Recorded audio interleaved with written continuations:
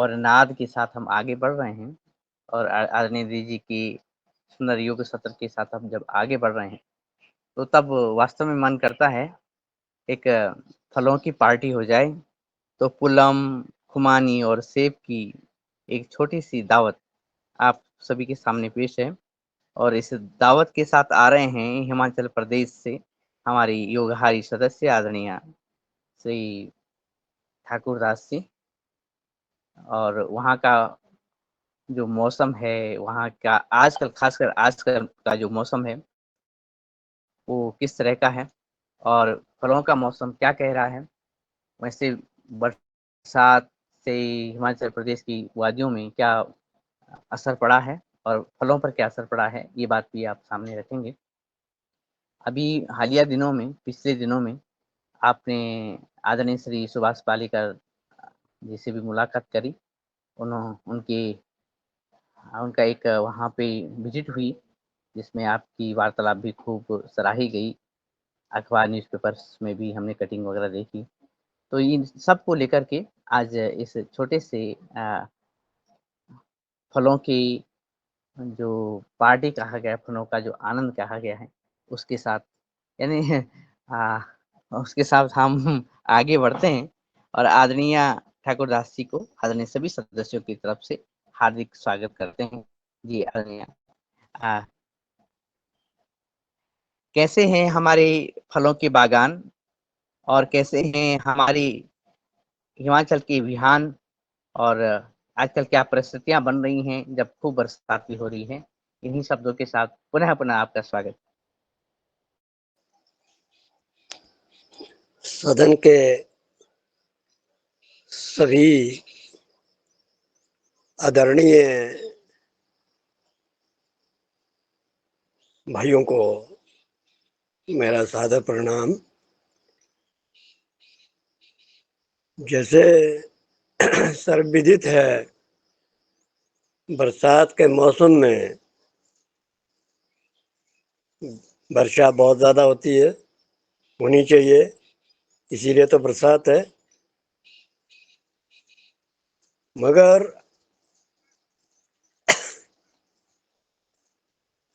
प्रकृति के साथ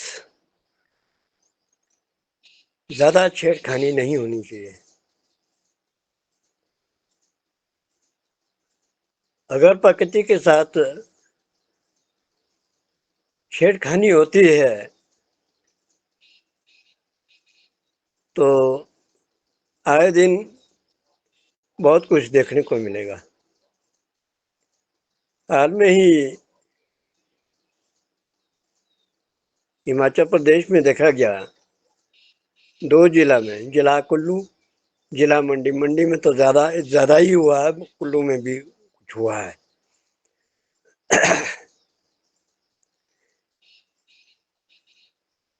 यहाँ हिमाचल प्रदेश का जो जंगल है, हरा भरा है और ठंडी हवाएं देता है, ठंडा जल देता है। इसके साथ साथ हमें खेद है कि जंगल का कटान हो रहा है, अवैध कटान। अभी मंडी पंडो डैम में इतनी सारी लकड़ियां पाई गई जो बरसात ने उठा करके लाई और दुनिया के सामने रखी। इसका मतलब हुआ कि मतलब जंगल कटान हो रहा है। भले ही हिमाचल प्रदेश वन विभाग अभी मुकर्रा कटान नहीं हुआ है, तो लकड़ी कहाँ से आई? मैं ज़्यादा इस पर टिप्पणी नहीं करना चाहता हूँ, फिर भी मैं ये ज़रूर कहना चाहता हूँ कि जितना प्रकृति के साथ छेड़खानी होगी उतनी ही ज़्यादा ये त्रासदी नजर आएगी, उतना ही प्रकृति हमें नुकसान पहुंचाएगी। इस साल बरसात कुछ पहले ही आ गई। हमारे यहाँ लोकल भाषा में बोलते हैं 20 आषाढ़ के बाद, यानी आज 20 आषाढ़ है, 20 आषाढ़ के बाद बरसात आती है हमारे थी यहाँ। मगर इस साल 15-20 दिन पहले आ गई।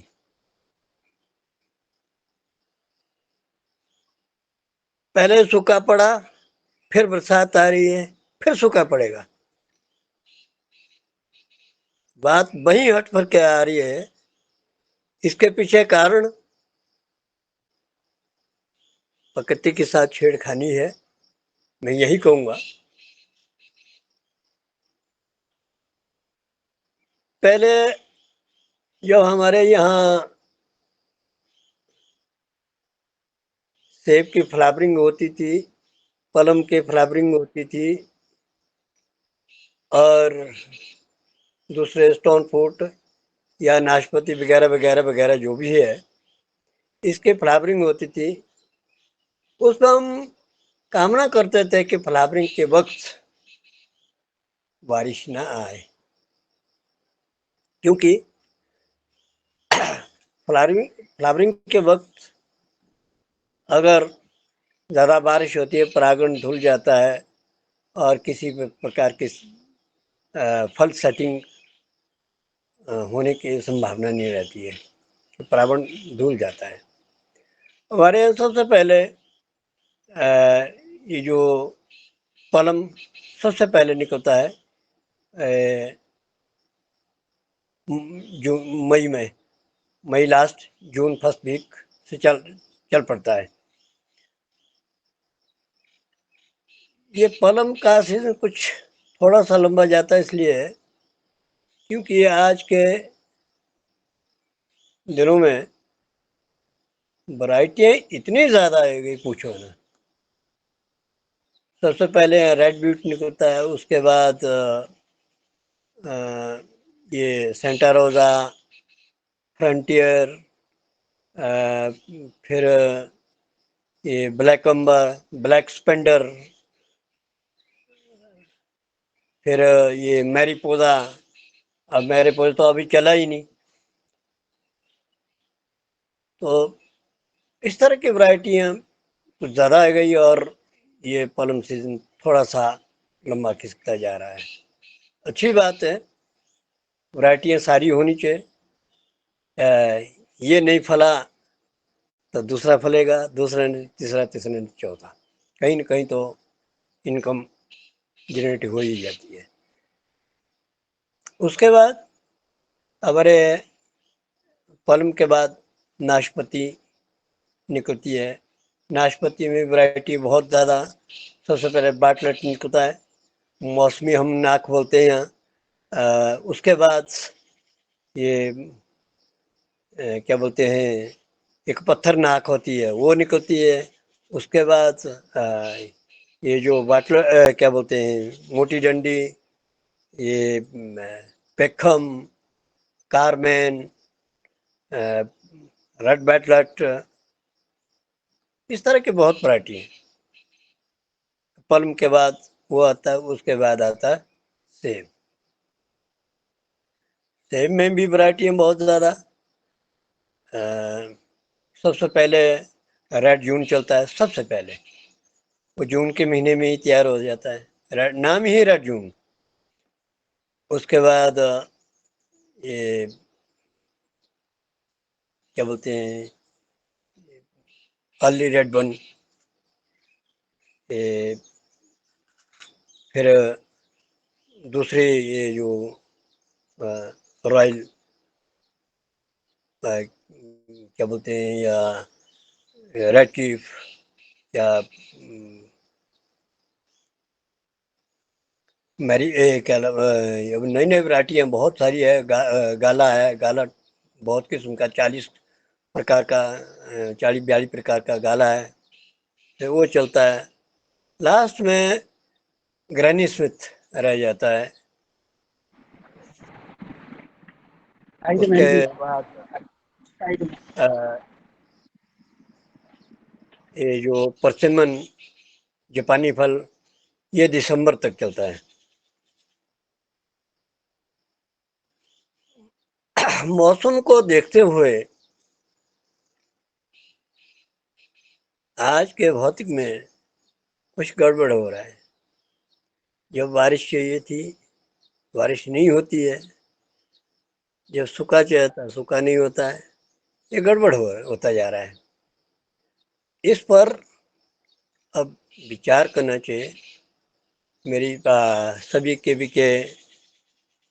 कृषि विज्ञान केंद्रों में आना जाना होता है और मैं लगातार उनके टच में रहता हूँ और मेरे घर में भी यहाँ कृषि वैज्ञानिक आते रहते हैं विजिट पे। मेरा एक मानना है कि हमें कुछ फसलों को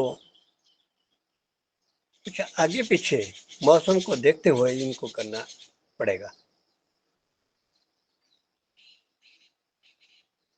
आजकल के मौसम में अभी जैसे मैंने बताया कि 20 के बाद यहाँ बरसात होती थी,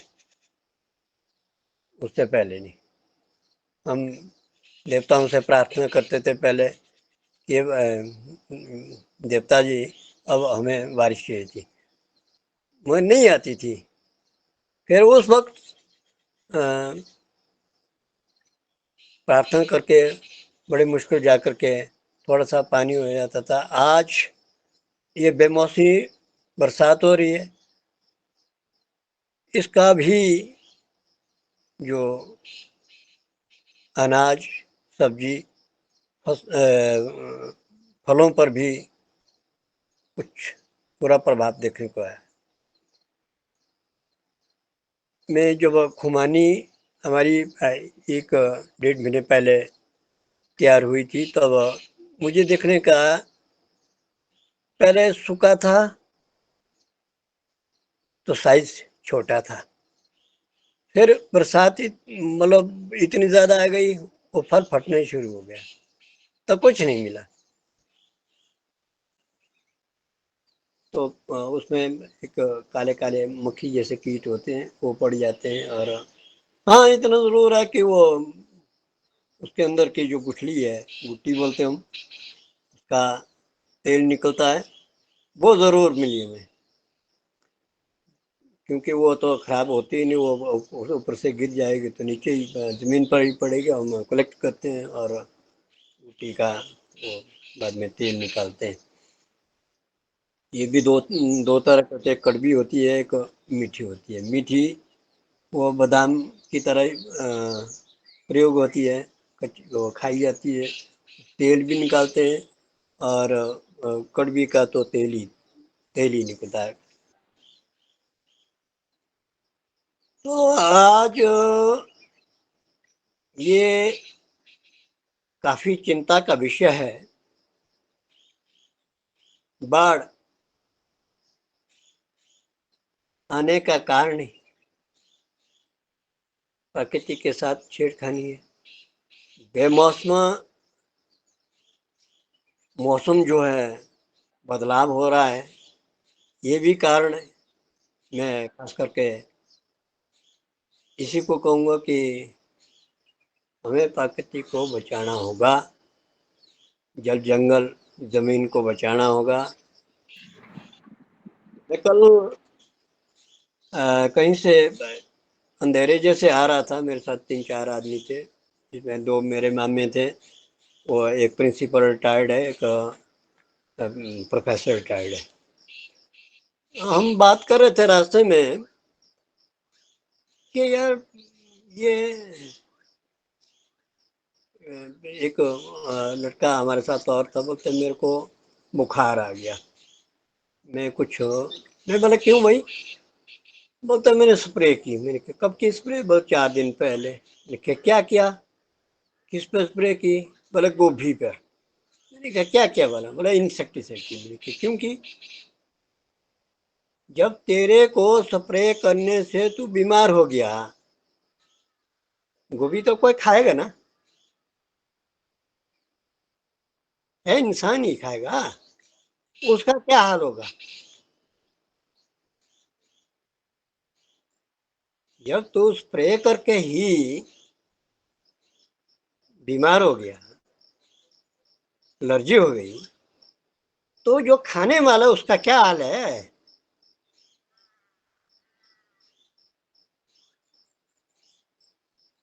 तो वो बेचारा तो क्या वो पढ़ा लिखा है, ग्रेजुएट, फिर भी समझ नहीं है। मैंने कहा भाई देखो, अगर तेने कीट पतंग को भगाना ही था तो खाली गौमूत्र के स्प्रे 10% कर लेता। हमें मारने का हक नहीं है। हाँ, हमें बचानी तो पड़ेगी फसल। तो खाली गौमूत्र के स्प्रे कर लेता, वो थोड़ा हट जाते, उतने में काटने को तैयार हो जाती है। हमें पूछ लेते या हमसे सलाह ले लेते आप, तो कुछ नहीं। मतलब मैं 4-5 दिन से बीमारी पड़ा। मैं बोला भाई देख, अगर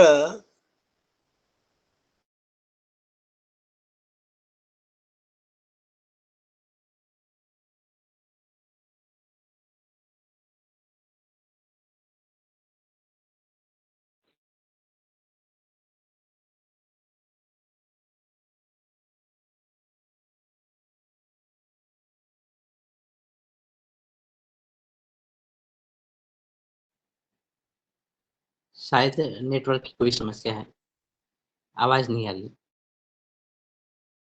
हाँ, आवाज गोल हो गई।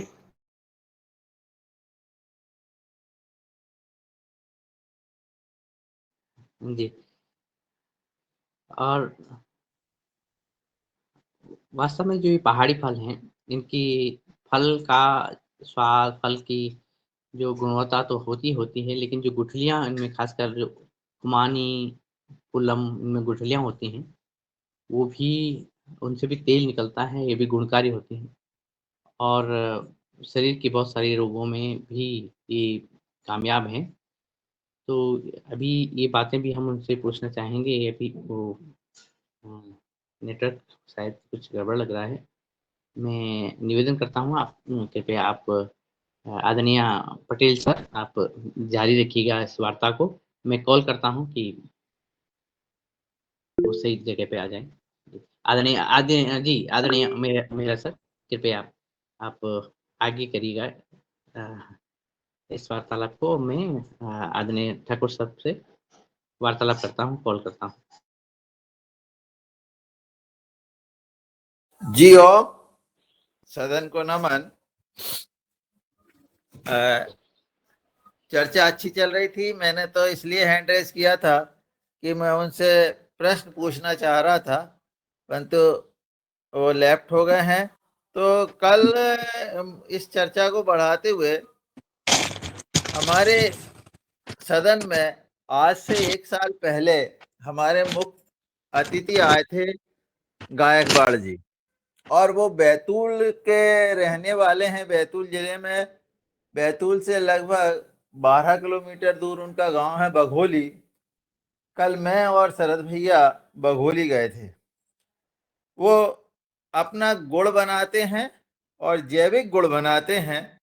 साथ में हमने उनकी जो डेयरी देखी, और वहां पर जाकर के जब हमने देखा तो उन्होंने हमको बताया कि मैं बर्मी और बर्मी कंपोस्ट लगभग 10 से 11 लाख रुपए के बेच देता हूं।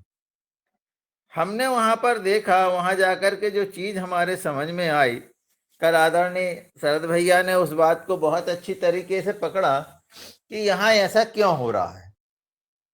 तो समझ में ये आया कि उन्होंने जो 2 उनके गोबर गैस लगे हैं।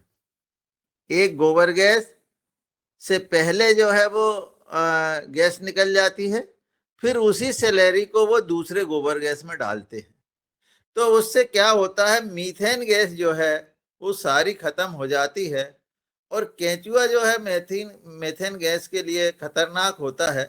तो फिर वो उनके यहाँ केंचुआ इतने ज्यादा है कि हम ने देख करके हम आश्चर्यचकित हो गए, जहां हाथ डालो वहां केंचुआ। और न केवल उसमें थे, जो उन्होंने सीमेंट के टापे बनाए उसमें, वरन जो बाहर वो गोबर फेंक रहे हैं, जो स्लेरी निकल रही है, और उस स्लेरी में भी बहुत अधिक केचुआ थे, और उसके माध्यम से वो जो है इस तरह से करते हैं। मैं आदरणीय ठाकुर साहब जी उपस्थित हो गए हैं, तो उनसे मेरा ये प्रश्न था, जो जो बात चल रही थी उसी पर, कि आप ने अभी जैसे कि हमने आदरणीय दिनेश जी से सुना कि आप पालेकर जी से मिले हैं, और दूसरी तरफ एक तरफ आप जो है पालेकर पद्धति से या प्राकृतिक खेती कर रहे हैं, और दूसरे लोग जो है वो रसायन खेती कर रहे हैं। तो आपका तुलनात्मक अध्ययन क्या कहता है कि रसायन की खेती और इस खेती में आप साथ साथ हो रही है, तो उनके फलों पर और इस बारिश का, इस मौसम का क्या प्रभाव पड़ रहा? जी हो।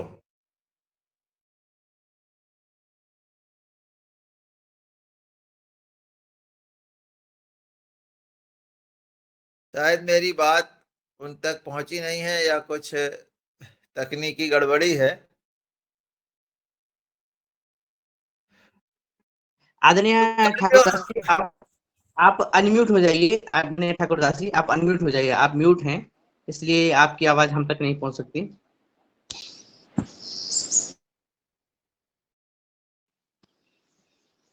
हेलो। आदरणीय ठाकुरदास जी, हाँ, आवाज शायद नहीं पहुंच पा रही है। ये वो अनम्यूट हो जाएंगे तो फिर। इनका वीडियो बंद कराओ ना, सिर्फ ऑडियो चलाए तभी सिग्नल होगा। ये वीडियो बंद हाँ कराओ इनकी। सर, आदरणीय ठाकुरदास जी, आप वीडियो बंद कर दीजिएगा थोड़ी देर के लिए, और ताकि हम आपकी ऑडियो सुन पाए। ऑडियो आवाज नहीं आ रही यहाँ तक। अब आ रहा है ये? जी, अब आ रही है, हाँ। आ रहे ना? हेलो। जी जी जी सर।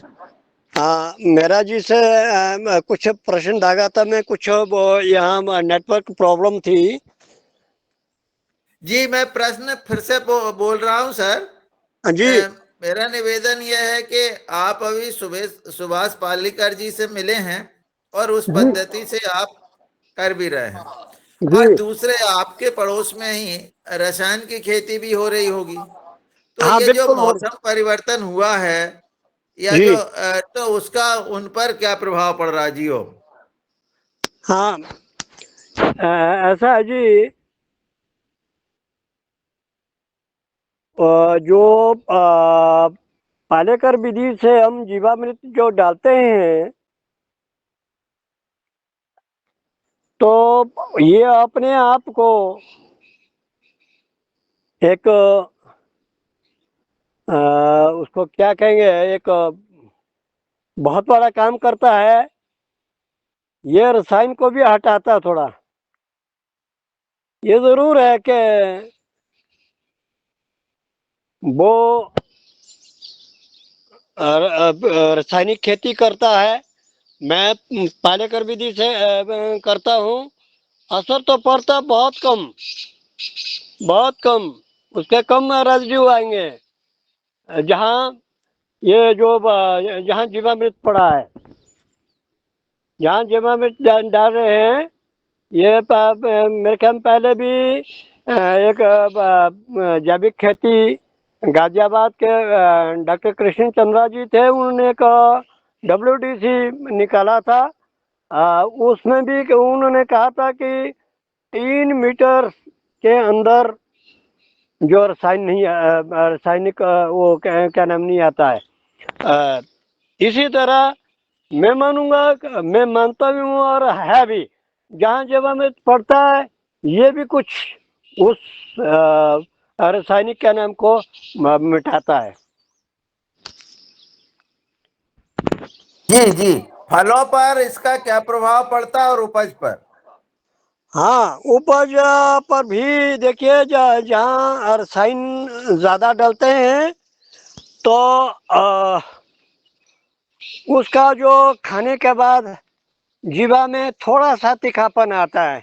जहाँ जैविक ये पालेकर खेती या जैविक खेती या दूसरी गौ आधारित खेती होती है, जो भी है, जो रसायन मुक्त खेती होती है, उसमें तीखापन नहीं आता है। मैं आपको बताना चाहता हूँ, 2 साल पहले मेरे पास यहाँ ब्लॉक के एक यही आया था, मैंने उनको बैंगन दिया खाने को, वो सब्जी। वो बोलते हैं उसका रिजल्ट आया क्या, बोला 4 दिन मैंने, वो बड़ा था, वो अकेला आदमी था, वो काट काट के खाता रहा। तो बोला 4 दिन तक उसमें कोई प्रभाव नहीं पड़ा और बिल्कुल सही रहा। उस मैंने कहा क्या तेरे को क्या लगा अच्छा कि अच्छा है खाने को? बोलते इसमें जो खाने के बाद रसायन वाला जो बाजार का या केमिकल वाला, वो जीवा में तीखापन लाता है। और बाद में बोलता है इसमें ये जो आपका जो सब्जी थी, वो थोड़ी सी उसमें मिठास आ रही थी।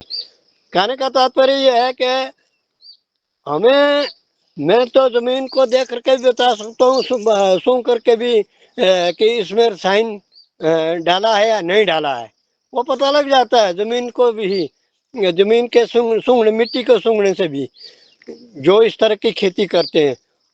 तो खाने से भी पता चलता है कि फल सब्जी जो भी है खाते हम, उसमें पता लग जाता है कि कितना यहाँ रसायन डाला है या नहीं डाला है। तो आज की जी सर, जी ओम, जी ओम।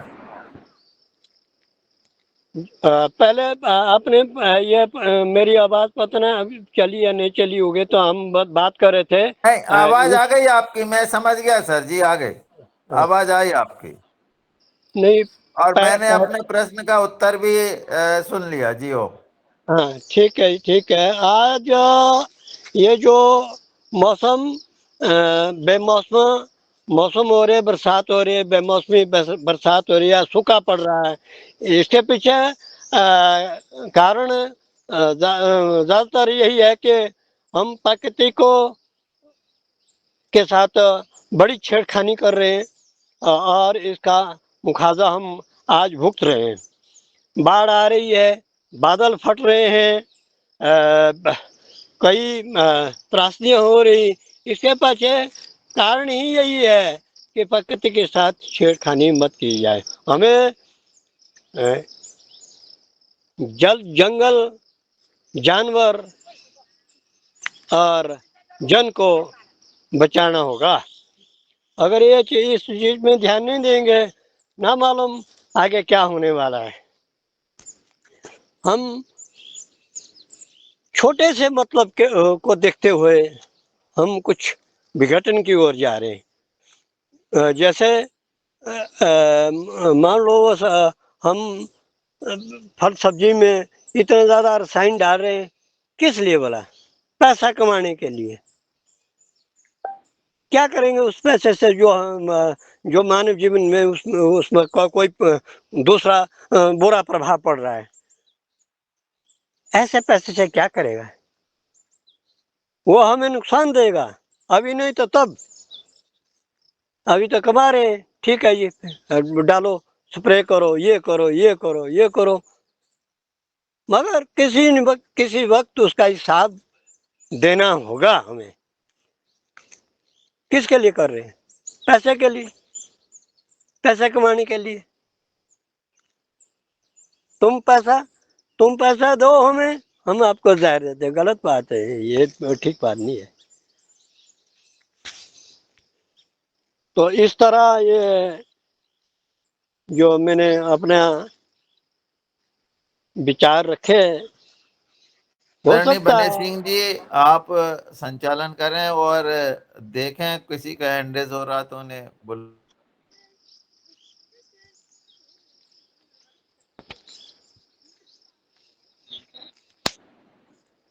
जी, जी। ये आदरणीय आपने बात रखी है,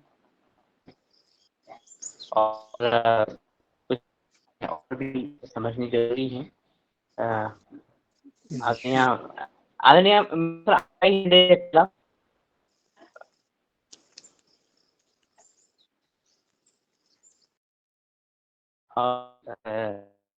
तो अभी आपने बात की है बरसात की ना, उत्तराखंड पूरे देश में अलग-अलग जगह पे खूब बरसात हो रही है।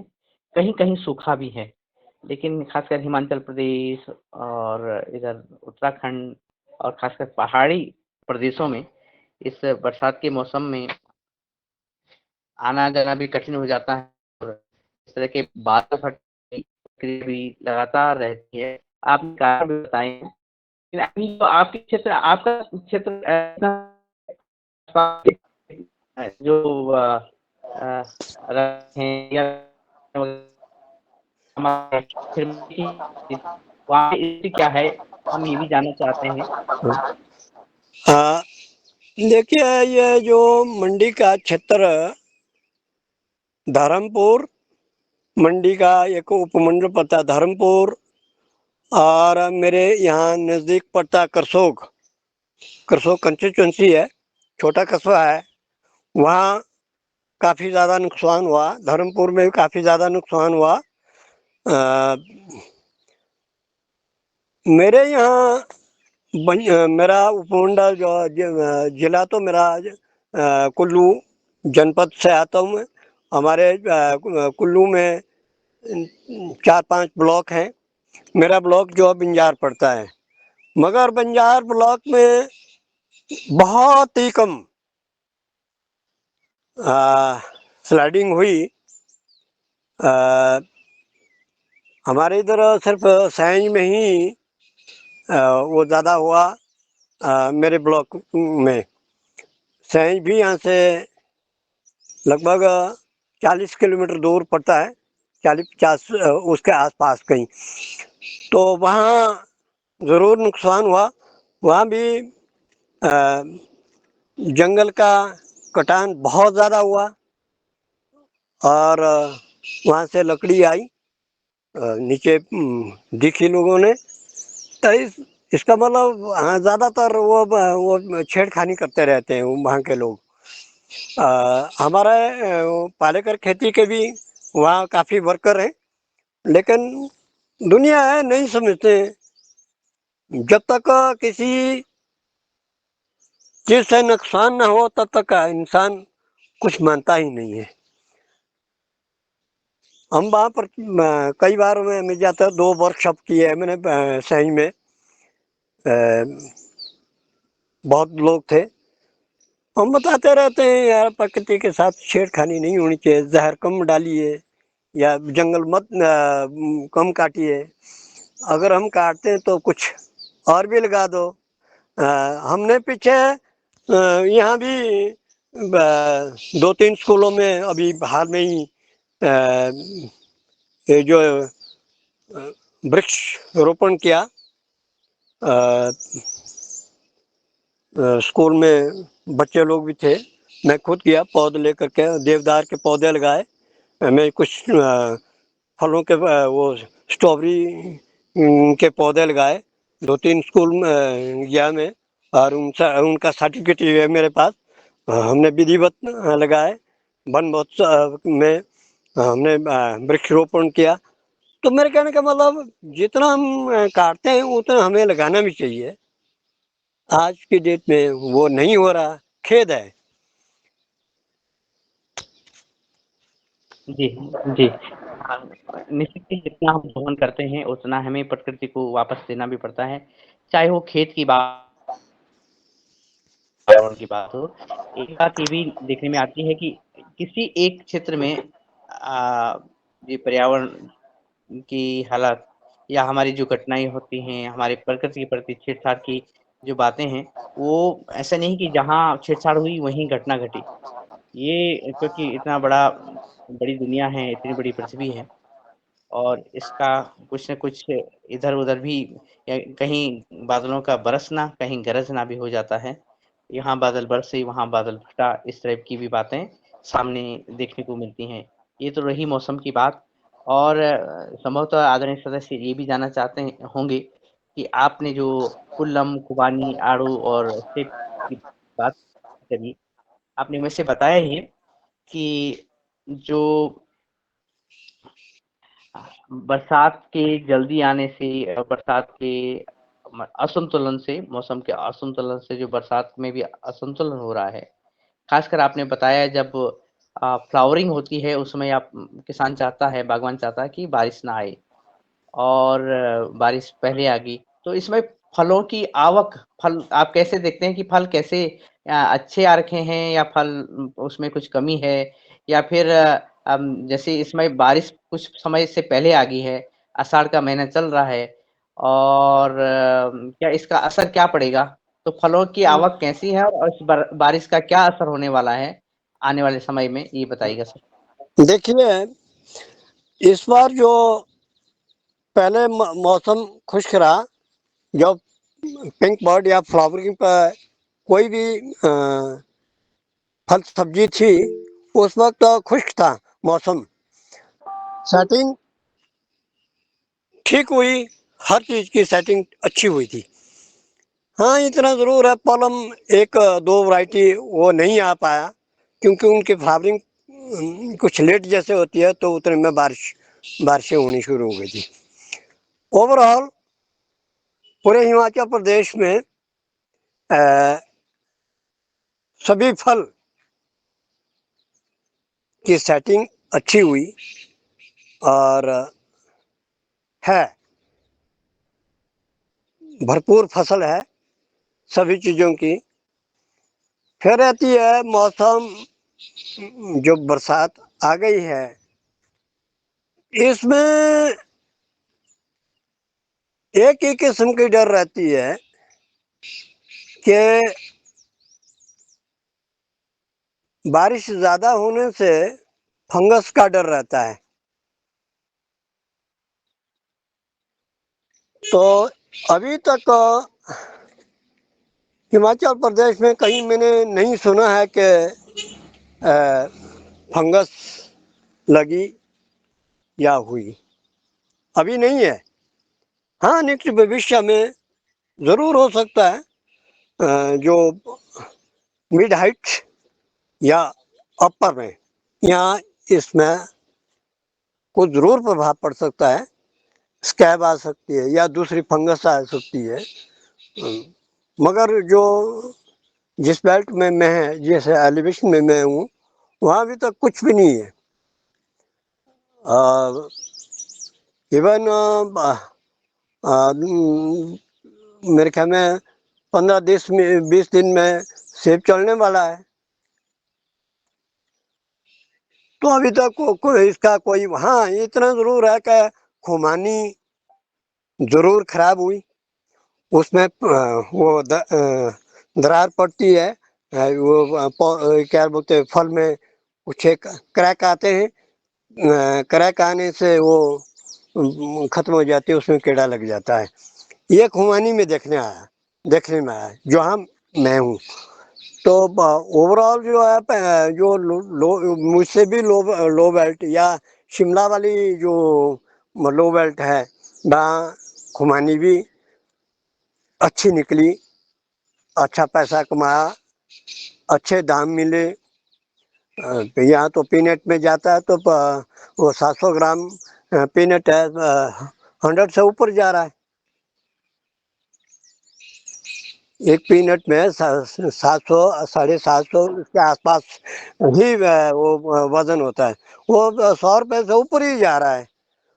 वो मैं गया, उससे परे कौन सचे, क्या चाहिए, यहाँ 100 रुपये किलो नहीं बिकता था, तब वो 700 750 ग्राम 100 रुपये में जा रहा है। तो हाँ हाँ, जी सर। इतना जरूर है, जो आगे जो आने वाला जो क्या नाम है, उसमें सभी प्रकार का जो खास करके सेब ही रहेगा, बाद में जब वो फंगस आना शुरू हो जाएगा, मेरे ख्याल में घास ज्यादा आ गई और वो ऊपर वो टच हो जाती है सेब के साथ, तो फंगस आएगा। घास तो बहुत ज्यादा हो गई है, तो बारिशें हो रही है, घास बढ़ेगी। हाँ, ये जरूर है कि बारिश आने से या ज़्यादा बारिश होने से फंगस का डर रहता है। टमाटर का भी यही होता है कि मतलब जब बरसात ज़्यादा होती है तो टमाटर सड़ना शुरू हो जाता है ड्यू टू फंगस। जी, जी सर। इस बात को जारी रखेंगे और हमारे साथ अभी हिमाचल प्रदेश से आदरणीय डॉक्टर डी शर्मा जी हैं, आदरणीय भारती ठाकुर भी जुड़ी हुई हैं अभी और साथ में आदरणीय शरद वर्मा सर आपका हैंड रेज भी है। तो पहले हम आदरणीय शरद वर्मा सर के पास जाते हैं, उनका प्रश्न लेते हैं, फिर हैंड रेज होंगे तो वहाँ पहुँचेंगे। आदरणीय वर्मा सर। जी, सदन को कोटि कोटि प्रणाम और शर्मा जी को भी प्रणाम बोलता हूँ। काफी उनका लंबा अनुभव है इस विषय में और वो एक साइंटिस्ट के तौर पे भी खेती करते हैं। सर 1 एकड़ से इनकम कितनी हो जाती है इसकी? इनकम के विषय में पता करना था। और दूसरा एक क्वेश्चन था सर, यहाँ पे जो हमारे यहाँ जैसे जो सेवफल मिलते हैं और उसके ऊपर जो वैक्सीन लगी रहती है तो उसको कैसे हटाएं या कहाँ तक वो हम लोगों के लिए नुकसानदायक होती है? थोड़ा सा इस बात पे भी आप हमें सर।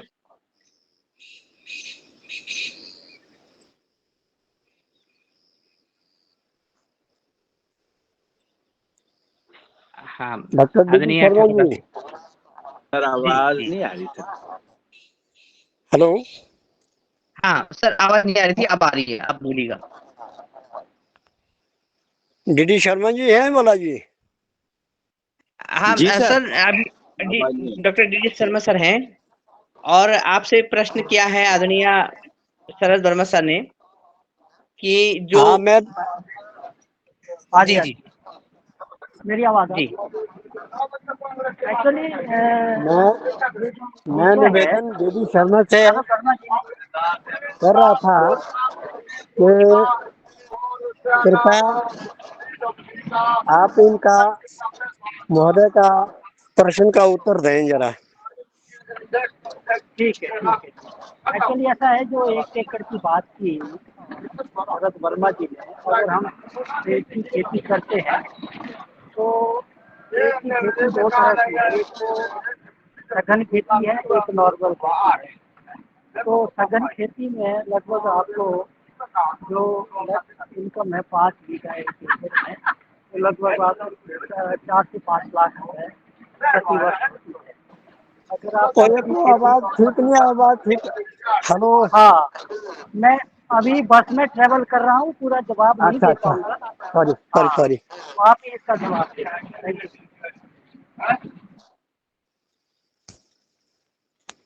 जी जी, आदरणीय डॉक्टर डी शर्मा जी, हम बस में जा रहे हैं, वहाँ से बाहर से अन्य आवाजें भी आ रही हैं, इसलिए जी जी हम वापस से आदरणीय ठाकुर दास जी के पास पहुँचते हैं।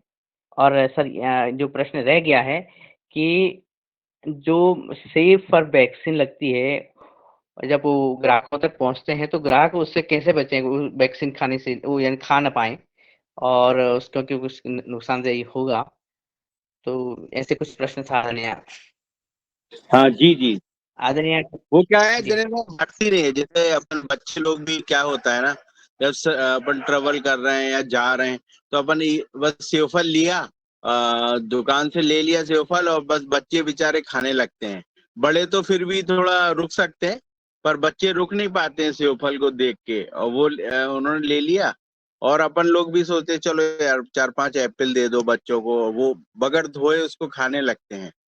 तो वो कहाँ तक हानिकारक है, बच्चों को क्या क्या नुकसान हो सकते हैं, या उसको कैसे हम लोग वो करें, या क्यों दुकानदार धोखे क्यों नहीं रखता है, या फिर ये मतलब वैक्सीन लगाने से और इफेक्ट्स होते हैं, तो वो थोड़ा सा जानकारी अपने को जी। जी, आदरणीय ठाकुर सर, आपका जो माइक है वो म्यूट है, अनम्यूट कर लीजिएगा। हेलो। जी। आ रही है ना आवाज? हाँ, आ रही। हाँ ऐसा है जी, मान लीजिए मैं दुकानदार है, मैंने सेब की पेटी खरीद ली और उसमें जो भी किया है, जहां से आई, ये बात की बात है। मगर वो जो बेचने वाला, वो साफ नहीं करता है। उसने क्यों करना, उसको चाहे चमक दमक, हरा आकर्षित हो जाए जरा मेरे फल की तरफ या मेरी चीज की तरफ, वो कुछ ऐसा नहीं करेगा। हाँ जरूर है, जैसा आपने बताया जी, कि मान लो हम ट्रैवल कर रहे हैं, फट वो आ रहा दुकानदार से 2-4 सेब ले लिए, खाना शुरू कर दिया। उससे कुछ आपके शरीर में या बच्चों के शरीर में, मानव जीव वो शरीर में प्रभाव पड़ सकता है, क्योंकि उसमें स्प्रे तो करी होंगी हो, या दूसरी क्या नाम वैक्सीन होगी, कुछ भी हो सकता है। हाँ इतना जरूर है कि धोने का तो चलो वो नहीं होगा तो कुछ साफ तो कर सकते हैं ना हम, रुमाल से या किसी कपड़े से, चलते चलते भी।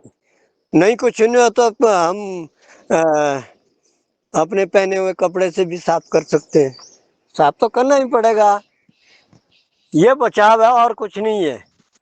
जो अंदर स्प्रे है उससे कैसे बचाव किया जा सकता है, अंदर तो पड़ा है जो उसने उसके अंदर ऑब्जर्व हो चुका है, जो भी है उससे कैसे बच सकते हैं हम। आज के वक्त मान लीजिए हम केला खा रहे हैं, तो अब देखो केले को पकाने के लिए केला, आम, ये जो अंगूर, कैल्शियम कार्बाइड भी होता है, वो उसमें ड्रिप करते हैं और उसमें पूड़ी भी होती है डाली हुई में। देखे यहाँ केला आ रहा है, उसके नीचे एक पूड़ी होती है, छोटी सी पूड़ियाँ होती है कार्बाइड की, तो वो पकाने के लिए। तो क्या कर सकते हो, हमें हमें खुद बचाव तो खुद ही करना पड़ेगा, निश्चित तो सोच जी, समझ के भी। निश्चित मेरा निवेदन है आदरणीय एम रघुवंशी जी से, कृपया माइक आप ऑफ कर लीजिएगा, और अगर कुछ प्रश्न करना हो तो हैंड रेज कर लीजिएगा, फिर आपको बुलाने में हो जाएगी। आदरणीय M Raghuvanshi ji, mike off कर लीजिएगा। और मैं कर देता हूँ। जी जी आदरणीय, धन्यवाद। और वास्तव में जो ये बहुत बड़ी संख्या में, मात्रा में, जो भी कह सकते हैं, सेबों पे कोटिंग की जाती है वैक्सीन की। और वैक्सीन की तो ये बात तो है कि हम उसको किसी खुरदरे कपड़े पे घिस करके सेब छिलकों को और फिर गर्म पानी से धोकर के उसको उपयोग में ला सकते हैं, या फिर छिलका निकालना ज़्यादा अच्छा माना जा रहा है आजकल। जबकि डॉक्टर कहते हैं कि अधिकतर गुण तो छिलके में ही होते हैं। जो स्प्रे किया जाता है, बाहरी कोटिंग तो छिलका उतारने से कम हो सकती है, लेकिन जो आदरणीय ठाकुरदास जी ने कहा है कि जो स्प्रे किया गया होगा, जो ऑब्जर्व जो अंदर तक धंस गया होगा, उसका क्या किया जा सकता है, ये कहना कठिन है। लेकिन हाँ, वैक्सीन की बात है तो उसे पूरे कपड़े में साफ करके फिर गर्म पानी से धो करके हम यात्रा के लिए तैयार कर सकते हैं। ये बात तो रही। और क्योंकि हमारे साथ डॉक्टर कुसुम भारद्वाज दीदी भी उपस्थित हैं, उनसे भी हम प्रश्न पूछ सकते हैं कि इस दिशा में हम क्या कदम रख सकते हैं जब सेब खाना ही हो और सेब इस तरह की कोटिंग से युक्त हो तो। लेकिन आदरणीय डॉक्टर कुसुम भारद्वाज जी से पहले हम आदरणीय सीएम राय सर के पास पहुंचेंगे, उनका हैंड रेज है। सर आप प्रश्न रखिएगा। जी ओम, सदन को प्रणाम। सबसे मैं ये प्रश्न रखना चाहता हूँ कि ये इतने स्प्रे होते हैं, तो हम लोगों ने सेब लगाया है, तो क्या उसका कोई विकल्प जैविक रूप से है क्या? उस पर हम लोग गोमूत्र इत्यादि का स्प्रे कर सकते हैं, जिससे हम लोग को उत्पादन ठीक मिले और हम लोग बच भी सकें। जी ओम। बिल्कुल बिल्कुल बिल्कुल है जी। हेलो हेलो, जी जी, आप तो सुन पा रहे हैं सर। जी जी मैं आपको दिखाना चाहता हूँ, देखो इसमें स्प्रे हमने कुछ नहीं डाला है, खाली वो डाला है जीवामृत और घन जीवामृत, गोबर डाला है। ये देखिए आप पलम पलम की फसल, जी ये पलम की एक वैरायटी है और इसको देख सकते हैं कैसी फसल है, देखिए। हाँ जी, देख रहे हैं सर। हो सकता है अच्छी। पर हमारे दिमाग में हमारे सभी लोगों के एक वो फतूर डाला है कि बगैर स्प्रे से नहीं होता है। ये हमारे दिमाग में वैसे ही भर के रखा है। जी जी। हमारे यहाँ भी बोलते बगैर स्प्रे से हो सकता है, नहीं हो सकता है। हम इससे वो जीते जागते उदाहरण है। धन्यवाद सर। जी, जी, धन्यवाद सर। ये एक उत्साहवर्धन जैसी बात है कि बिना स्प्रे के भी हम बिना केमिकल के स्प्रे के हम अच्छा उत्पादन कर सकते हैं। और आदरणीय भारती ठाकुर जी, आप भी हिमाचल प्रदेश से हैं, बहुत अच्छी खेती कर रहे हैं और जैविक खेती, प्राकृतिक खेती का प्रचार-प्रसार भी कर रही हैं। आपका हैंड रेज़ है, आप अपना प्रश्न रखिएगा दीदी। सदन को ओम। सर, मैं सभी भाई बहनों से कहना चाहती हूँ कि जो सर ने अभी क्वेश्चन किया कि विदाउट केमिकल हम अपना जो सब्जियों का है, जो बगीचे का जो है काम कर सकते हैं। सर, मेरा भी एक छोटा सा बगीचा है, तो मैं नेचुरल फार्मिंग करती हूँ, सुभाष पालेकर प्राकृतिक खेती। और मैं 8 साल से जो है गौमूत्र पर ही जो है अपनी दवाई और स्प्रे करती हूँ। हम सारे फ्रूटों पर, अपनी सब्जियों पर विदाउट केमिकल जो है कर सकते हैं। मैंने जीवामृत, घन जीवामृत और अग्नि-अस्त्र वगैरह, सबसे मेन जो है हमारे को नीम अस्त्र का प्रयोग करना चाहिए, क्योंकि बरसातों में और जब हमारे जो है फ्रूटों में फ्लावरिंग आती है, तो क्योंकि कीड़ों का प्रकोप होता है और वो फ्रूट में अंदर चला जाता है, तो हमारे को नीमास्त्र की स्प्रे बहुत जरूरी करनी चाहिए। और हम सारा जो है नेचुरल फार्मिंग पे ही अपना जो है बगीचा तैयार करते हैं, और सब्जियां, साग, जो भी हमारी खेती है, गेहूं, मक्का, सारी। सर, जरूर जो है आप भी नेचुरल फार्मिंग करें और केमिकल से जो है दूर रहे। धन्यवाद जी।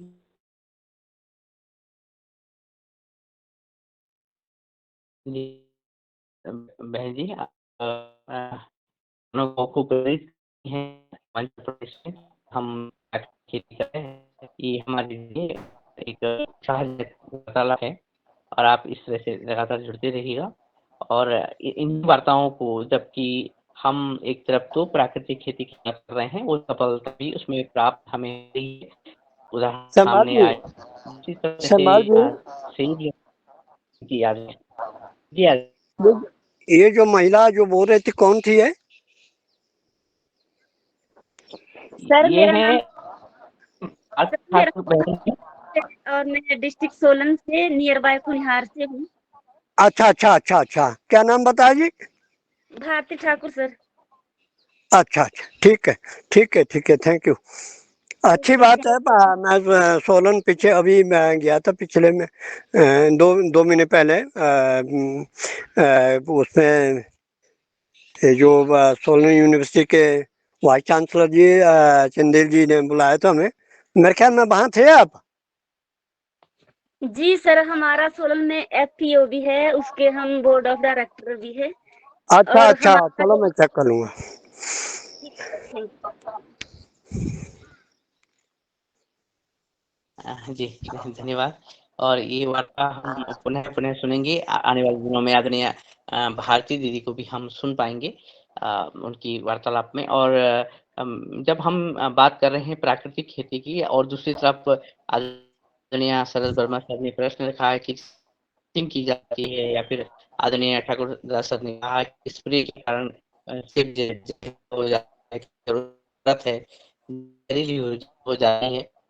ऐसे में क्या डॉक्टर कुसुम भारद्वाज दीदी जी तक और आवाज पहुंचे, तो क्या समाधान अगर हो एक चिकित्सक के रूप में, दिनेश सर, तो मेरा आप एक बता छोटा सकते सा हैं। क्वेश्चन और था सर से। दिनेश सर, एक क्वेश्चन था और जी कर लूं, छोटा सा है सर। ये जो फंगिसाइड लगाते हैं वो सिस्टमिक है या बगैर सिस्टमिक का है? जो सेवफल के ऊपर सिस्टमिक जो लगाते हैं फंगिसाइड, वो सिस्टमिक फंगिसाइड लगाते हैं या प्लेन फंगिसाइड? या मुझसे मुझसे बोल रही हैं जी? जी सर। सर हाँ, हाँ हाँ जी इसमें सर। फंगिसाइड देखो दो प्रकार का होता है ना, सिस्टेमिकल होता है, कंटेक्ट होता है। हेलो जी सर, तो ये में कांटेक्ट वाला है या सिस्टमिक लगाते हैं? हाँ, वही बोलने जा रहा था मैं कि ये कंटेक्ट ही लगाना पड़ता है जी। सिस्टेमिकल देखिए वो बैबेस्टिन वो सिस्टेमिकल है, तो इसमें ज्यादातर कंटेक्ट में लगाते हैं। सिस्टेमिकल बिल्कुल नहीं करते हैं क्योंकि इसका लॉन्ग टर्म कुछ गलत असर पड़ता है। विभाग भी इस पर वो जी रिकमेंड नहीं करता है सिस्टेमिकल के।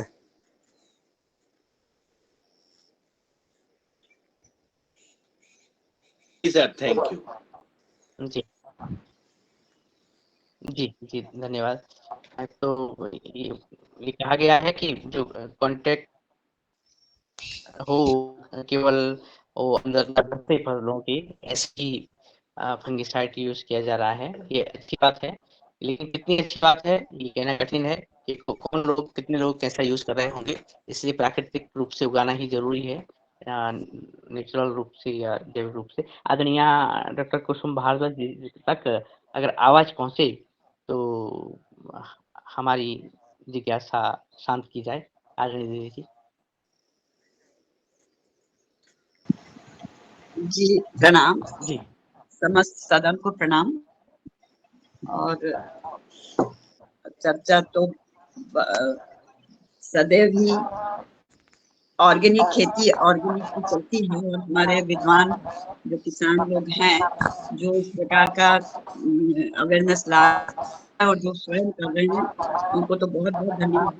बस मैं इतना ही कहूंगी कि यही जो जागृति है, जो लोग नहीं मानते हैं या जो इतना सबके बावजूद भी जहरीली खेती के लिए जहरीली खेती कर रहे हैं, पेस्टिसाइड्स डाल रहे हैं ऊपर, से अगर कितना भी प्योर आता है तब भी हमने देखा है कि सब्जी बेचने वाले जो है, ठेले वाले जो है, वो लोग भी उसके ऊपर स्प्रे करते हैं। तो धीरे धीरे बस इसी प्रकार की जागृति लाना आवश्यक है उन लोगों के बीच में भी जो इस सब का नुकसान समझते हुए भी किसी प्रकार से उन्हीं को अपना रहे हैं, वही जहरीली खेती को ही अपना रहे हैं। और थोड़ा सा उनको मानसिकता ये देना होगा, जो आप लोग अधिक से अधिक लोगों के बीच में, अधिक से अधिक किसानों के बीच में आप लोग जाते हैं और उनको उनके बीच में आप लोगों के वैज्ञानिक तरीके से सारे लेक्चर होते हैं, तो उनको ये सारी मानसिकता को देना होगा कि ये कभी ना कभी आपको स्वयं को भी नुकसान करता है। आप जहर दूसरों को खिला रहे हैं तो ये आपके ऊपर भी किसी न किसी रूप से आ जाएगा, और जो बीमार होंगे आप नहीं, आपके बच्चे, आपके फैमिली वाले। तब फिर क्या होगा? जो हम अधिक कमाई का जो बात सोचते हैं, वो अधिक कमाई हमारी दूसरे रूप में बीमारियों के रूप पर खर्च होगी। तो बीमारियां फैलाने वाला काम अब ना करें, ये जागृति थोड़ा सा सब दूर लाना बहुत आवश्यक है। जो चल ही रहा है काम, तो थोड़ा विस्तारित होना है। उसके साथ में थोड़ा ये बताएं, जैसे अभी भाई साहब ने कहा कि भाई बच्चे जो एकदम से खा लेते हैं, और आए तो थोड़ा बच्चों को भी कम से कम धोने के लिए, फलों को धोने के लिए, कोई भी साग सब्जियों को धो के और साफ करके, और फिर एक थोड़ा सा हमने एक एक्सपेरिमेंट देखा है, अभी वो पूरा नहीं हुआ है, परंतु जो लोग कर रहे हैं उसके ऊपर भी मेरा ध्यान गया था। मैंने जानने की कोशिश की कि घर में लाने के बाद भी गौमूत्र का उसके ऊपर छिड़काव करें, और गौमूत्र में उसको डुबा के रखें या उनका छिड़काव करें, तो कुछ मात्रा में वो जो केमिकल का जो असर है वो कम होता है। इस प्रकार का रिसर्च थोड़ा सा चल रहा है। कुछ लोग कुछ डॉक्टर्स हमारे बीच में इस प्रकार का करने की कोशिश कर रहे हैं। अभी उसका बहुत रिजल्ट नहीं मिला है, परंतु ये भी जैसे अपन गौमूत्र की इतना गुण है और गौमूत्र के बारे में इतनी सारी बातें अपने जान रहे हैं, तो शायद इसमें कुछ हमको रिजल्ट अच्छा मिल सकता है। उसके साथ में फिर जैसे कि आम बात है कि नमक में और खाने वाले सोडे में डाल के रखें, तो कुछ मात्रा में हम उस जहर को कम कर सकते हैं। क्योंकि एकदम से तो सारी दूर वो सारी व्यवस्था हो जाना संभव नहीं लगता। एक समय जरूर आएगा जब सब इस बात को मानने लगेंगे, परंतु हमें अभी जब चल रहा है इसमें अपने आप को बचाव करने के लिए ये करना है। जी धन्यवाद, मैं इतना ही वाणी को अपने विराम देती हूँ।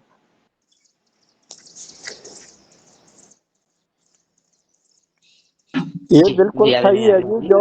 जो गौमूत्र की जो वो क्या ये जो बता रहे हैं, तो मैंने पाया है कि जहाँ जीवामृत डालते हैं उसके आसपास जो है केमिकल हट जाता है। मैंने कुछ ऐसा पाया, इसमें मैं बिल्कुल पूर्णतः सहमत हूँ। ऐसा है जी बिल्कुल। अच्छा, जीवामृत और गौमूत्र और गौ आधारित जितने भी जो प्रोडक्ट्स हैं उन सबका उपयोग करके हम इन चीजों को कुछ मात्रा में कम कर सकते हैं। अभी तो जब जो प्रकार का वातावरण चल रहा है, व्यवहार जो चल रहा है सबके बीच में, तो उसमें हम कितना कम कर सके, जड़ से तो नहीं मिटा सकते परंतु कितना कम कर सकते इसकी कोशिश करना है। और जीवामृत तो अधिक से अधिक बना ही रहे हैं हमारे सही किसान लोग, तो उसका भी उपयोग हम बिल्कुल कर सकते हैं।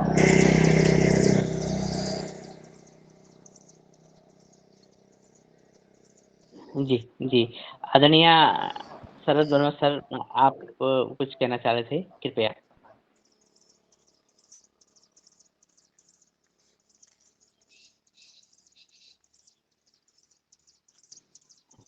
हाँ जी। और इसी क्रम में अगर कुछ हैंड रेज़ वैसे दिख नहीं रही मुझे, और इतनी सदस्यों का कोई प्रश्न कह रखते हैं, और आदरणीय सर मैं शरद वर्मा सर, कृपया आप रखिएगा। सर सर सर इसमें जो बोरर लगता है, जो एप्पल के अंदर बोरर लगता है, तो उसको आप कितने स्प्रे से बचाते हैं? जैसे ये अनार में तो ये लोग बताते हैं कि भाई हम लोग जो कोराजिन डालते हैं वो 50 से 60 बार डालते हैं जब हमारा अनार बचता है। तो आप सेवफल में कितनी बार डालते हैं सर जब वो बोरर से बचता है? बोरर कौन सा बोरर वाला? एक होता है ना नीचे जो जड़ में लगता है, उसकी बात कर रहे हैं या फल की बात कर रहे हैं आप? नहीं, फल में सर, फल में। हाँ, फल में बोरर नहीं आता जी, सेब में। अच्छा अच्छा अच्छा, जी जड़ में जी। आता है, ऊपर नहीं आता है। अच्छा, जड़ में आता है। जड़ में आता है, बाकी ऊपर में नहीं आता है, या फिर सब खत्म हो जाएगा। इसमें ऐसा होता है कि सेब में अगर किसी प्रकार की कोई फंगस या दूसरी चीज बढ़ती है तो वो बीज से सड़ना शुरू हो जाता अंदर से, जी जी अंदर जी। से ही। नहीं, कभी हमने तो देखे हैं कि कोई कोई सर सेवफल ऊपर से बहुत अच्छा रहता है लेकिन अंदर जब काटते हैं ना तो अंदर से काला निकल जाता है। हाँ, तो वो वो क्या? फंगस होती जी, फंगस होता है, वो बीज के पास से ही आता है पहले। सेवफल वो बाहर से बहुत अच्छा दिखता है सर, बढ़िया, लेकिन वही जब वही अपन वही उसको वही काटते हैं तो अंदर से ब्लैक निकलता है। हाँ, बिल्कुल बिल्कुल निकलता है, सड़ भी जाता है वहीं से, सड़ना ही वहीं से शुरू हो जाता है। तो इसका तो मूलभूत मैं तो नहीं बता सकता हूँ। ये मैं जरूर कहूँगा, जो जैविक खेती करते हैं या जो प्राकृतिक खेती करते हैं उनको ये समस्या आती ही नहीं। जी जी जी। सर उसमें ऐसे ही एक सेवफल के ऊपर टैग लगाते हैं, अगर वो टैग को अपन निकालो ना तो उसके अंदर एक काला काला भी निकलता है, जैसे टैग को हटाओ तो वो किस वजह से हो जाता है काला, ब्लैक? टैग मीन्स मतलब वो चिप्पी होती है लेकिन बेस्ट क्वालिटी, वो कह रहे हैं आप?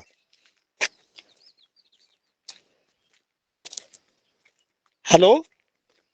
सर ये जो कंपनियों के टैग लगे रहते हैं ना गोल, उसके ऊपर और टैग नहीं जो होते उसको, कंपनियों का उसमें टैग वो आता है उसके नीचे, जैसे काफी दिन रहता अपन हटाते हैं टैग को तो उसमें ऐसा लगता है कि वहां से सड़न पैदा चालू हो गई उसकी। सड़न नहीं तो होती अधिकतर लोग क्या उससे। करते हैं, छोटा सा पोर्शन काट के फेंक देते हैं और फिर खा लेते हैं उसको, तो उससे वो पता चीज क्या सब होता है, है। हेलो, टैग नहीं होता हाँ जी, सर, वो आ रही है चिप्पी आवाज। होती है उसमें। सुनो आप, उसमें चिप्पी होती है, उसमें लिखा होता है बेस्ट क्वालिटी। आवाज कटता है सर, उसमें समझ नहीं। उसमें जो का स्टिकर होता लगा हुआ बेस्ट क्वालिटी में, निचली साइड होता स्टिकर लगा हुआ जो गोंद जैसी लगी होती है, उसके उसके बगैर नहीं जी। टिकता वो। तो वो जो गोंद केमिकल हो सकता है, और वहीं से थोड़ा सा सर पहले नहीं आ रहा कालापन। समझ सर, आवाज दिनेश सर, आवाज समझ नहीं आ रही। हाँ, हाँ, आ रही सर, आवाज़ आ रही है। कट के आ रही है लेकिन आ रही है। ये तो मुझे प्रॉब्लम है जी, सुनाई इसी तरह का पड़ रहा है, पता ना मालूम क्या है। हाँ, आज नेटवर्क कुछ गड़बड़ है, लेकिन आपने बताया कि जो चीज़ चिप लगाई जाती है, जिसपे बेस्ट क्वालिटी लिखा जाता है, उसको चिपकाने के लिए किसी गोंद का प्रयोग किया जाता है। हो सकता है वो कोई केमिकल हो, जिससे कि जो फल की परत है या वो जो छिलका है, वो काला पड़ सकता है। आपने कुछ ऐसे वो कहा। निस्संदेह वो उसमें केमिकल होता ही है, तभी तो चिपकता वो, ऐसा थोड़ी चिपकेगा। जी सर, जी सर। जी, जी। उसमें तो आएगा एक आएगा जी, और वहां आता है बात। सर कि जैसे हम लोग सेवफल लेते हैं, ऊपर से बहुत कड़क रहता है और बढ़िया हार्ड लगता है, लेकिन जब अंदर को काटते हैं ना, तो सेंटर में सड़ा हुआ निकलता है, सेंटर में सर। वो तो डेफिशिएंसी हो सकती है, अंदर अंदर से सड़ा और बाहर से जो क्या नाम है वो बीमारी होती है। वो अंदर से सड़ना शुरू हो जाता है, किस चीज की डेफिशिएंसी है। मैंने कहा जो प्रकृति खेती से अपनाया हुआ, या जैविक खेती से अपनाया हुआ, या गौ आधारित किसी नॉन केमिकल, उसमें इस तरह की कोई समस्या नहीं होती है। मैं जी सर, केमिकल जी तो सर। नहीं कह सकता किस तरह का कहना है, पर जरूर इतना जरूर कहूंगा जो नॉन केमिकल है, उसमें इस तरह की वो नहीं होती है।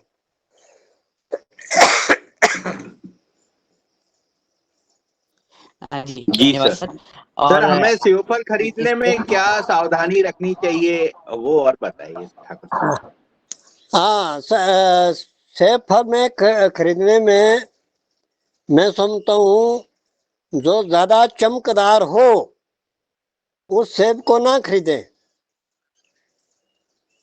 जी सर, जी जो सर। जितना चमकदार होगा वो अंदर से कुछ गड़बड़ होगा, या उसमें किसी प्रकार की कोई चीज जरूर है जो नुकसानदेह है।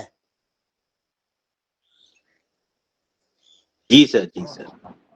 ये सर ये सावधानी लोग सबसे बड़ी है। सर ये लोग बोलते हैं ये अमेरिकन डिलीटस है, ऐसा है क्या? अमेरिकन सेवफल है ये, अमेरिकन डिलीटस है, ये चाइना का है, ये ऐसे आते हैं कि सर चाइना से आता है, अमेरिका से आता है सेवफल अपने यहाँ? हाँ बिल्कुल आता है, बिल्कुल आता है जी, बिल्कुल आता है, नो डाउट हाँ, ये आता बोलते है हैं सर दिल्ली ये में। चाइना वाला है और ये वहां वाला है, ऐसा करके अमेरिकन डिलीटस उसका नाम बताते हैं अमेरिका। और जो चाइना से आता है वो उसकी बहुत चमक दमक होती है उसमें, बहुत ज्यादा। हाँ आता, देखिए चाइना को आप पहले, चाइना है ना, कोई भी चीज है चाइनी है ना, हम क्यों लें जो हमारे यहाँ तेरे, तो हम क्यों लें किसी की, चाइना की क्यों लें हम। जी चाइना जी जी। पहले ही पर गड़बड़ ये है वो। इंडियन गवर्नमेंट, इनको परमिशन मिल जाती है सर अपने यहाँ बेचने की क्या, ये वो लोग? देखिए जब इम्पोर्ट होता है उधर से होता है तो वो एक कमीशन दे देते हैं ना। सरकार ने कुछ निर्धारित होते कि अब तो बंद बंद हो गया, मेरे ख्याल में चाइना का नहीं आएगा, टोकी अभी टोकी का तो बंद कर दिया है। जी जी जी। टर्की से आता था ना, टर्की से भी आता तो बंद कर दिया अभी, पीछे जी मैंने सर, जी पढ़ा सर। था कि बंद कर दिया है। जब बहुत अच्छा सर। हिंदुस्तान एक में एक ही इतना। वेराइटी आती है सर, बहुत बड़ा सेवफल आता है वो, अमेरिकन डिलीटस, बड़ा, लेकिन आता अंदर है को यहाँ खराब निकल जाता है सर कभी। हाँ वो वही इसके पीछे कारण यही है, केमिकल ज्यादा यूज होते हैं, वो तो खराब होने होने। ये अमेरिकन डेलिशियस जो है यहाँ भी, शिमला में भी, हमारे शिमला में मिलता है, उगाए फल भी क्या ना पेड़ भी लगाए हैं यहाँ। जी सर, यहाँ इसके विषय में बताइए सर, हाँ जी, के विषय में बताइए। अमेरिकन डिलीटस ये काफी सर बाजार में काफी हर जगह मिलता है सर ये। वो तो मैं क्या जी आदरणीय, अमेरिका से आया होगा, पर ये जो पेड़ है यहाँ भी लगे हैं, शिमला में भी लगे हैं। जी जी जी मैं सदन से निवेदन भी करूंगा, और ये क्योंकि सेबों का में जो चीज आई हैं उन पर एक दिन ऐसी चर्चा हो जाए जिसमें बहुत ही इंटरेस्टिंग सेब जैसे स्वाद वाली चर्चा रहेगी कि किस तरह से इन फलों का विकास हमारे देश में हुआ सर, है, जो हो रहा है। और आज जी जी दिनेश सर, और जो सूप क्योंकि समय की जी सर, जी सर, समय हो गया, सॉरी सर, ठीक है, ओके सर। हाँ जी। तो आगे आगे इस चर्चा को जारी रखेंगे, और क्योंकि अभी सेब खूब आने वाला है अभी मार्केट में, तो उसके साथ ही एक ऐसा पैनल रखेंगे कि किस तरह से हमारी बागानों का विकास हो रहा है, क्या आवश्यकता है उसमें। डॉक्टर्स जैसे हमारे डॉक्टर कुसुम भारद्वाज जी ने बात रखी है, ऐसे ही कुछ वार्तालाप हो जाएंगी। और ऐसा मैं निवेदन करता हूं कि हम इस तरह की वार्तालाप करें आने वाले टाइम में। और आदरणीय मुनीलाल जी भाई साहब से मैं निवेदन करता हूं कि आज की वार्ता जो कि फलों पे थी और साथ में मौसम पे भी थी, और मौसम के कारण थोड़ा इंटरनेट भी कुछ इसी तरह से लचकदार था, तो समूचा जो सत्र को देखते हुए आप आज इसको संपन्न करने की कृपा कीजिएगा आदरणीय मुनीलाल जी भाई साहब।